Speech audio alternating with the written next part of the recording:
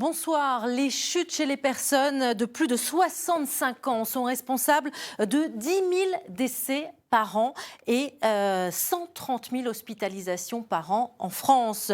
Des chutes qui peuvent être évitées. On en parle dans un instant avec notre invité du Gérontopole Auvergne-Rhône-Alpes. Mais avant cela, voyez ce reportage réalisé en Haute-Vienne à l'occasion du plan anti-chute des personnes âgées mis en place par le gouvernement en février 2022. Allez mesdames, on est parti? Par un petit échauffement comme d'habitude. Elles ont entre 76 et 89 ans. Ces dames ont été victimes de chutes à répétition ou de problèmes de déséquilibre. Moi, les chutes, parce que j'en ai fait, je me suis cassée 7 fois en 3 ans. 7 cassures. Alors, de l'équilibre, j'en avais besoin. Comme j'ai de l'ostéoporose, la moindre chute, je suis cassée. Je marche mal. Je ne lève pas assez les pieds. Et donc, une marche, il suffit que je ne lève pas assez la jambe et je pars. Allez, accrochez-vous. Pendant 2 mois, à raison de 2 demi-journées par semaine, elles ont suivi le programme Parachute à l'hôpital de Jour-Baudin. Un programme pluridisciplinaire qui met l'accent notamment sur l'activité physique adaptée. L'idée, en fait, c'est de travailler tout ce qui est la notion de renforcement musculaire, donc des membres inférieurs. Plus les membres inférieurs seront en quelque sorte musclés, plus la personne va tenir facilement en équilibre et va être autonome dans sa vie quotidienne pour marcher, pour tout ça. On passe le pied, on cherche une stabilité et on continue. Une kinésithérapeute les fait également travailler sur l'équilibre. Oui, ça c'est difficile. Plus on travaille l'équilibre, plus on va en gagner. Après, il y a aussi la marche, donc c'est pour ça qu'on le fait aussi en travaillant la hauteur de la marche avec des haies, la largeur. Par exemple, si vous tapez dans un trottoir, vous avez plus de chances de tomber si vous n'avez pas ces réflexes d'équilibre. Les patients sont orientés vers ce programme par leur médecin ou l'unité de prévention du vieillissement du CHU. À côté de la rééducation, des ateliers d'éducation thérapeutique sont proposés, avec une ergonome sur la façon d'aménager son logement pour éviter les chutes. Les tapis, vous vous souvenez, l'idéal c'est de ne pas en avoir. Si vraiment on en a, parce que je vois que c'est le cas, parce qu'on y tient beaucoup, ça se comprend, on les fixe au sol. Ou avec une psychologue pour évoquer la peur de la rechute qui conduit parfois à l'isolement.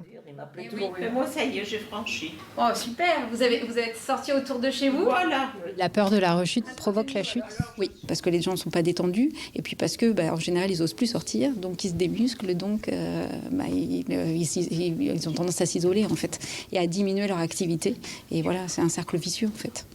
En France, chaque année, 3 millions de personnes âgées vivant à domicile font une chute, souvent synonyme de perte d'autonomie, un vrai problème de santé publique.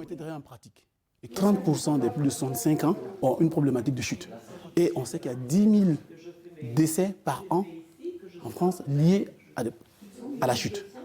Donc c'est énorme. Un plan national anti-chute a été lancé il y a 1 an. Objectif réduire de 20% le nombre de chutes mortelles d'ici 2024, en misant notamment sur la prévention. La prévention des chutes chez les personnes âgées, on en parle avec notre invitée Solène Dorier, psychologue sociale et chargée de projet au Gérontopole Auvergne-Rhône-Alpes. Bonsoir. Alors, le Gérontopole qui met en œuvre le plan anti-chute des personnes âgées coordonné en région par l'ARS, l'Agence régionale de santé. Demain, lancement officiel en région de ce plan anti-chute des personnes âgées. Journée à destination des professionnels et des particuliers, on va en parler. Avant cela, une chute à partir d'un certain âge, ça n'est jamais anodin? Effectivement, la chute a des conséquences plurielles, alors des conséquences bien évidemment physiques, avec des fractures notamment, mais également des conséquences qui vont être sociales, psychologiques, qui vont entraîner parfois un isolement social ou effectivement, on l'a vu dans le reportage, une peur de rechuter. Donc oui, effectivement, la chute n'est pas anodine et a des conséquences parfois sur le long terme. Alors justement, ça peut être aussi de la dépression après, parce qu'une chute peut entraîner un isolement. Il y a vraiment un aspect psychologique qui est important au-delà de l'aspect physique?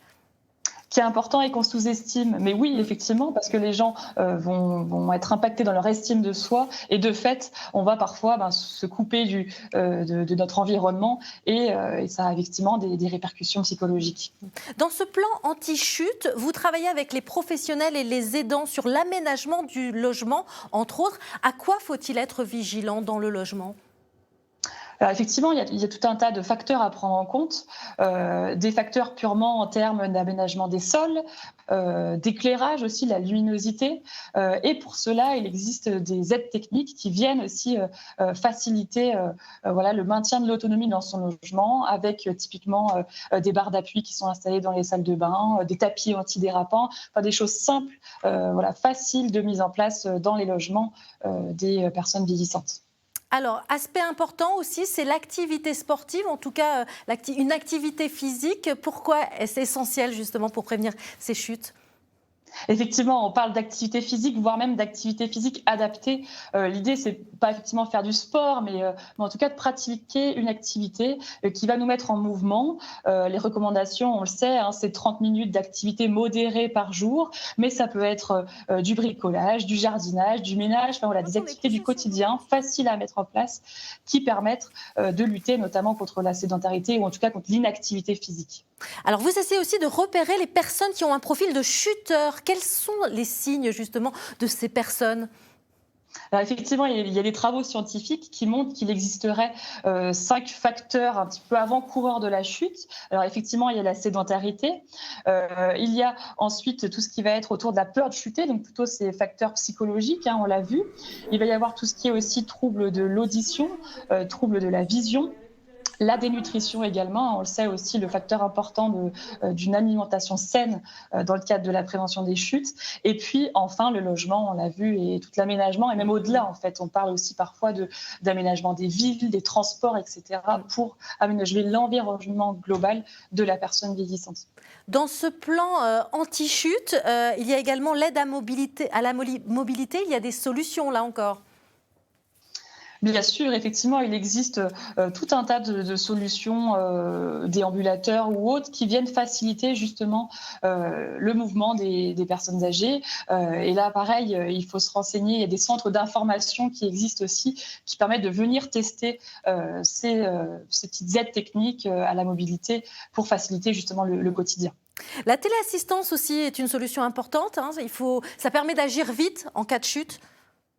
Tout à fait, et on travaille aussi là-dessus, c'est-à-dire comment on peut déployer davantage la téléassistance et de fait agir plus vite et du coup s'organiser aussi plus vite pour que l'intervention soit plus rapide et donc limiter après les effets délétères et néfastes des conséquences d'une chute. On rappelle la téléassistance, ce sont ces petits boutons, c'est ça qu'on a autour de son cou ? Tout à fait, autour du cou ou en bracelet pour pouvoir les activer le plus vite possible. Est-ce que les personnes de plus de 65 ans ont conscience des conséquences d'une chute dans la rue ou dans la maison ? Pas toujours, et c'est aussi l'objectif de ce plan, hein, c'est-à-dire d'aller sensibiliser à la fois les personnes âgées, mais aussi leurs aidants, parfois leurs aidants familiaux, pour voilà, commencer à réfléchir à ça. Et on fait de la prévention primaire, hein, c'est-à-dire qu'on intervient en population générale pour aller sensibiliser et passer les bons messages voilà, qui vont concerner donc, la prévention des chutes. Juste pour terminer très rapidement, vous faites partie du Gérontopole Auvergne-Rhône-Alpes qui se trouve à Saint-Étienne. Beaucoup ne connaissent pas. Quelles sont les missions en quelques mots juste ? Alors effectivement, les gérontopoles donc, sont des associations régionales qui ont pour objectif de réfléchir et de favoriser un vieillissement en santé. Et pour cela, on met en place à la fois des projets concrets de terrain, mais également des projets de recherche pour réfléchir à comment on aménage les villes, les logements en vieillissement de la population, comment on fait de la prévention, comment on peut intervenir aussi dans la silver economy pour accompagner les innovations en gérontologie et réfléchir plus globalement à ces sujets en faisant du lien avec tous les acteurs de la gérontologie, qu'ils soient issus du secteur sanitaire, social, les entreprises, les associations, les institutions, etc.